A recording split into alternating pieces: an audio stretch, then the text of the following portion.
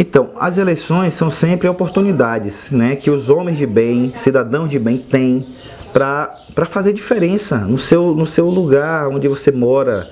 Eu volto a falar, não é para todos, é para quem tem chamado, é para quem tem um dom. Existem muitas pessoas que entram na política com segundas intenções, com más intenções. Na verdade, não tem o chamado para a administração ou chamado para a legislação. Não se interessam, não estudam, sabe? Não buscam conhecer o papel do vereador, do gestor, do prefeito, e se lançam tão somente visando o benefício pessoal. Então, cada eleição, na verdade, eu acredito, é um chamado que a própria história, que a cidade, que a sociedade faz para os seus melhores, para aqueles cidadãos que querem fazer diferença. Então, nesse ponto, todas as pessoas devem sentir-se chamadas. Mas será que realmente tem esse perfil? Se você tem esse perfil, não tenha medo. Né? Essas falas de que política não é para pessoas de bem é justamente o contrário. A política, que essa ciência é para o bem comum, sabe? Para que essa bênção chegue, né, para toda a comunidade, é para pessoas de bem. Mas o que está acontecendo é que pessoas de bem foram amedrontadas e muitas vezes se escondem em suas casas, se escondem em seus discursos e não querem participar. Então, se você é homem de bem, se você é mulher de bem, coloque o seu nome e venha e mantenha-se firme. Quem sabe daqui a algum tempo nós teremos na política homens e mulheres que farão uma nova cultura dentro da história política da sua cidade. Então, 2016 está chegando. Eu sou um pastor vereador, eu não sou vereador, pastor, eu não sou um político antes.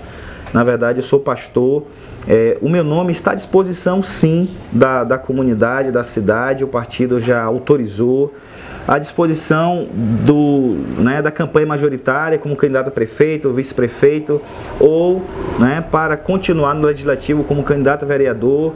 Se entendermos que não devemos mais continuar, apoiaremos, estaremos juntos, mas sem perder a esperança de dias melhores, de darmos a nossa contribuição para que a nossa cidade, para que Serra Preta possa continuar sonhando, com avanço, realmente, com dias melhores para a sua história. Então, é um chamado que todo cidadão, independente da sua confissão religiosa, independente de qualquer coisa, é para você esse chamado, é para pessoas de bem, é para os jovens, para os adolescentes que já estão aí em condição, de se colocarem como candidatos, de sonharem, de construírem uma carreira política bonita, dentro da ética e fazendo diferente, do que tem acontecido na maior parte aí do nosso país. Catureba, a palavra de Deus diz assim: você que está em pé, cuidado para que você não caia. Todos nós estamos sujeitos a erros. Na verdade, todos nós somos errantes. Existem erros que nós cometemos diariamente, erros que, na maior parte das vezes, afetam apenas nós mesmos. A nossa postura ética, a nossa análise crítica de nós mesmos, enfim. Mas quando o tema é corrupção dentro da política, e nós entendemos que está realmente voltado para o mau uso do dinheiro público, nós precisamos ser extremamente rigorosos. Sabe por quê? Porque já existe um consenso de que isso é natural dentro da política. Já existe o consenso de que isso é a prática, sabe, cultural dentro da política. Então muitas pessoas estão sendo atraídas para partidos políticos, para estar ao lado de políticos, já na intenção de se beneficiarem de maneira ilícita, sabe, corrupta. Então, diante desse quadro de cultura, diante desse quadro de naturalidade, nós precisamos ser o mais rigorosos possível. Precisamos tomar essa situação vexatória, sabe, como eu costumo dizer, precisamos unhar isso. E essa situação, eu acredito que ela só vai diminuir, na verdade, diminuir. Acabar é praticamente impossível. Mas só vai diminuir se nós tivermos leis mais rígidas, instituições que tenham mais condição de fiscalizar e fazer com que todos os atos da gestão pública sejam o mais transparente possível. Eu, olhando um pouco para a minha prática aqui dentro, eu percebo algumas ações da gestão pública aqui que antes eles tinham um determinado comportamento. A partir de algumas informações que veiculamos, a partir de alguns processos que demos entrada no Ministério Público, mudou-se um certo comportamento em algumas áreas. Então, eu percebo que, na verdade, qualquer gestor público precisa desse lado do legislativo, que é o da oposição. A gente marcar em cima, mas não com interesses escusos, mas no interesse de ver realmente a política acontecendo como ela deve acontecer. Enfim, a política, ela é linda, o seu projeto é lindo, é perfeito, é pleno. Mas a corrupção é essa enfermidade, esse câncer. Né? Será que a cura para esse câncer? Eu acredito que não. Né? Porque infelizmente alcança a própria natureza do ser humano, que já é uma natureza, né, desequilibrada por conta do pecado. Mas é possível sim que nós tenhamos uma postura mais honrosa, mais digna, como nós já temos visto aí em alguns países aí mais desenvolvidos. Então, qualquer cidadão, evangélico ou não, ele precisa prestar conta dos seus atos. Se errou, vem para a mídia e fala: olha, eu errei aqui, eu errei, certo? Eu quero pedir perdão.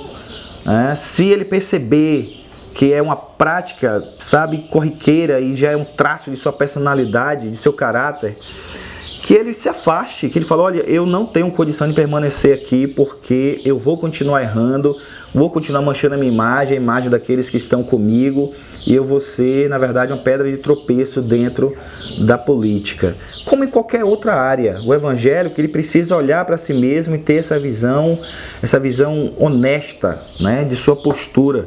Então, se ele tem problemas na área da sexualidade, que ele não se exponha a situações que ele comprometa a sua dignidade do seu relacionamento conjugal. Se ele tem dificuldades nessa área do comércio, que ele não se envolva, para que ele não permaneça naquela prática ali nociva, doentia, e ele apenas, né, traga prejuízos para si mesmo, para a sua família e para a sociedade. Então, essa visão honesta de si mesmo é quem vai nos dar essa direção de se podemos ou não permanecer na política ou em determinadas áreas que colocam em xeque a nossa moral, a nossa honra. E com relação ao político que é evangélico, envolvido nesses escândalos, é uma oportunidade que ele tem, né, de olhar para si mesmo e falar assim: eu não posso continuar, até porque a palavra de Deus, que é minha regra de fé e prática, né, me orienta a me afastar de todo aquilo que aparenta ser do mal para a minha vida, né? E que eu não estou conseguindo lidar de uma maneira equilibrada. Então, é essa palavra, né? Nós não somos super-homens, nós não somos super-heróis, nós somos homens e precisamos olhar, né, para as nossas limitações, muita clareza, honestidade, e se é possível nós vamos continuar, se não é possível nós saímos da política ou de qualquer outra área que coloque em xeque a nossa moral, a nossa honra. Sim, eu já pedi perdão por, em um momento, eu perdi o equilíbrio, né? Eu perdi o equilíbrio, eu não consegui lidar com aquilo que foi me apresentado. Para mim foi acima daquilo que eu esperava, eu não tinha noção de que poderia acontecer. Eu digo de atos, ao meu modo de ver, vergonhosos, e que me fizeram perder o equilíbrio no momento, e eu confesso que eu fui, de certa forma, grosso, né, e lancei palavras, né, que realmente não foram dignas, né, de um pastor, de um cidadão, né? Você está colocando essa questão, né, como evangélico, mas eu diria de qualquer cidadão, né? Como no início da entrevista eu coloquei que nós precisamos olhar para o outro como cidadãos, né, independente de sua confissão religiosa. Mas teve um momento sim que eu perdi o equilíbrio e que eu achei que aquilo não era possível acontecer, e eu me deparei com aquela realidade absurda.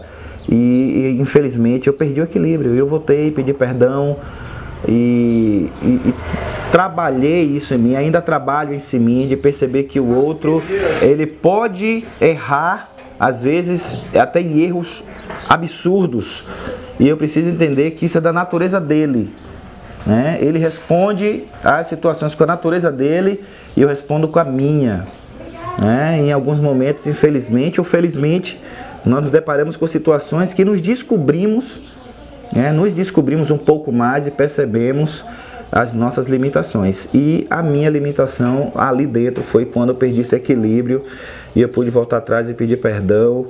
E daí diante eu passei a ter uma reação diferente, né? Não de passividade, mas com mais equilíbrio, quem sabe até trazendo um pouco mais de condição deles refletirem sobre as atitudes deles, né? E possam ter também, né, mudanças em suas práticas. Então, quero agradecer ao Bacia do Jacuípe, né, Diomário Catureba, pela oportunidade de falar sobre esse tema tão importante, né, que é a inserção do cristão, do evangélico na política. E perceber que, na verdade, esse também é um campo para o cristão. Por que não? Por que se esconder? Qual o medo? Será que nós já nos damos como errantes, como corruptos e temos medo de que isso seja revelado? Eu acredito que não é por aí. Todos nós somos errantes, somos pecadores, mas lutamos por fazer o que é certo. E eu acho que é justamente a política que precisa de pessoas assim. Pessoas que olham e falam assim, eu posso fazer diferente e tentar se lançar. Então, fica essa palavra aí a todo cristão, a todos aqueles que desejam se inserir na política, às vezes por conta de alguma situação não se lança. Então, fé e coragem, esse aí é o meu desejo aí, o meu chamado para você. Obrigado.